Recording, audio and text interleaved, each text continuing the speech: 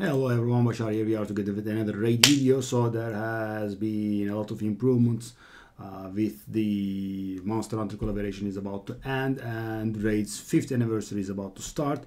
There will be some juicy offers and gifts and promos, I'm guessing. So one of the things that were coming to raid, which we discussed, is live arena. Extending its reach, right? Faction Wars, Doom Tower, Iron Twins, Shogun, what else? Sand Devil and Synthranos getting their own areas for live arena. Couldn't find the word, so I was mostly correct in my predictions, so I was hopeful in a little bit, but I also kind of knew the truth. So Faction Wars is going to be indeed tier 1, which means obtaining Lydia will be very much easier for those early / mid game accounts, right? But keep in mind, after you get the Lydia, right, those upgrades will be useless. So invest as little as you can, right? It's going to be cheap, but it's still going to take away some medals from you. I would say like maybe 4 or 5 in speed and 4 or 5 in accuracy should be enough. I mean at most, because there is no specialization option, right? You cannot redistribute your points in live arena.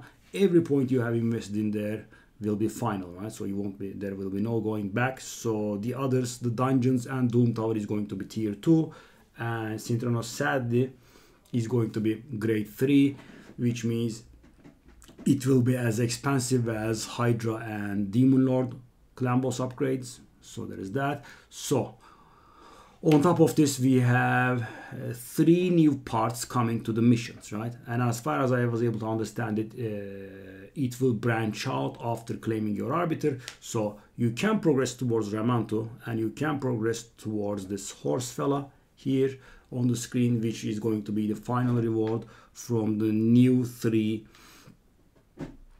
missions, right? Because this is quite end game, I'm afraid it's going to be pretty hard to get this guy. So what will be part of this? Live arena will be part of this, Cursed City will be part of this, more challenging Hydra missions, champion awakenings, gear ascensions, and some other stuff, maybe some old stuff. So I'm just hoping, hopeful for one thing. So there will be very nasty and very hard to achieve stuff in there, I'm sure. I'm just hoping clearing Synthranos on hard is not going to be involved, right? I'm afraid it will be. I'm hoping it's not, because late game accounts will be handle most of the stuff other than clearing hard Synthranos, because guys, hard Synthranos clear is something that a few hundred people in the world can do, right? It is very, very hard to achieve, and those accounts have investments in the neighborhood of high 10,000s, high 5 digits and low 6 digits in the worst case, right, of investment in them, right? You need, first of all, you will need the right champions for the nastiest rooms, and you will also need a very high amount of gear level to be able to think of finishing hard Synthranos. So I'm just hoping it's not going to be involved. So this guy is the final reward of the 3rd part of the 60 missions. So let's take a look at him. On his A1, he has enfeeblement buff, 50% chance, and AoE, right? That's very important. And guys, what does enfeeble debuff do? It has been introduced to raid about a year ago with Shogun. What it does is it forces the wearer of the debuff to inflict weak hits only, right? So it cannot do any strong hits, it cannot do any critical hits, it cannot do even normal hits. And the most important thing is, so this will vary from PvP and PvE, but for PvE the most important thing is it cannot apply debuffs, right? That's very important. So I'm guessing, people have been talking about this. I think Hydra is out of the, out of question. So I think Hydra will just be immune to this debuff, right? Because it would be extremely strong otherwise. Imagine, the Provoke Head not being able to apply its heal reduction, the Poison Head not being able to apply his many poisons, no provokes, no Soul Link from the Head of Suffering, again, no decreased attack, nothing, right? You will not receive a single debuff throughout the entirety of the fight. But of course the problem is that the enfeeble debuff is only a single turn duration. There is that. So, it could maybe expire, but, there are a lot of debuff extenders now. There is also that. So, you could maybe extend it indefinitely. For example, Lady Mikage, right? And there are, lots and lots more, of debuff extenders. So there is that, which is pretty good. So, attacks all enemies 3 times. Each hit decreases duration of all enemy buffs by 1 turn. So, guys, this is the new meta of buff removing, because if it actually was removing buffs, he would have been polymorphed when doing this, right? But because he's just decreasing the duration of all enemy buffs, he's not going to get polymorphed for this, right?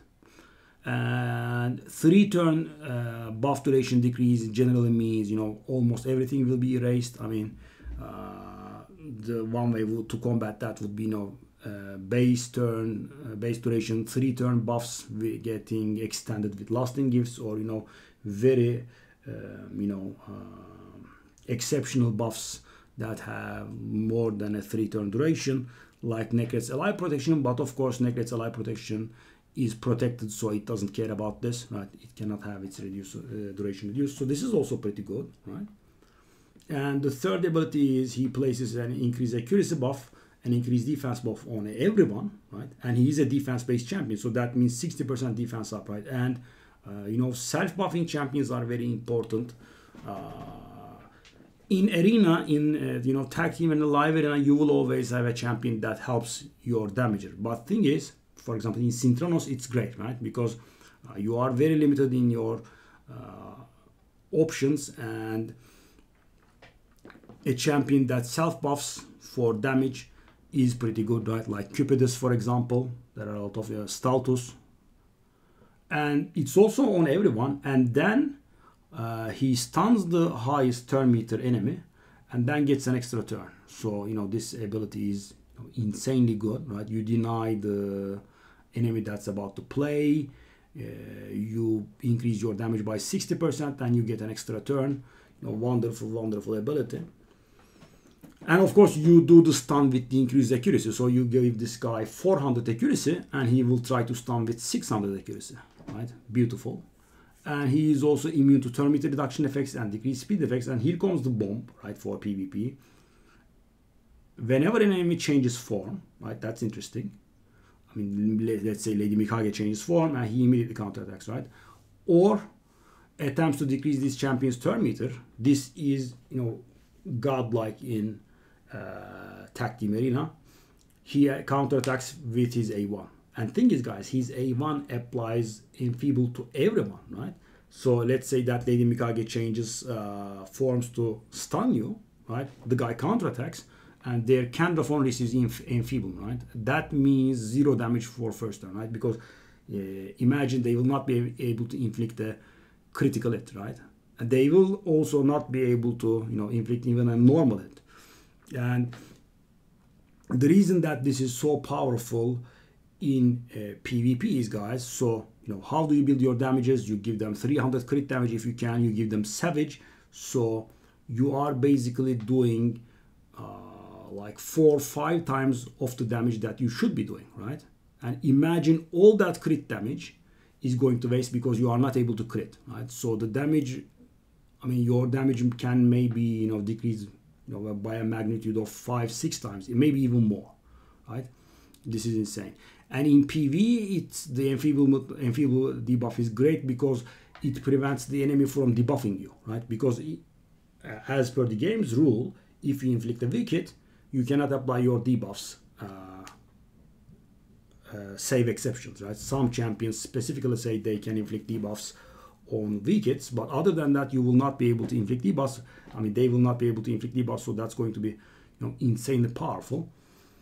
And it's all AoE, as I said. Someone does something, and this guy counterattacks, and you can inflict the enfeeble on their damager, which is going to be, just GG, unless they have some champions that's going to play in between, that's going to remove that debuff. And he also features the best defense aura in the game, I think.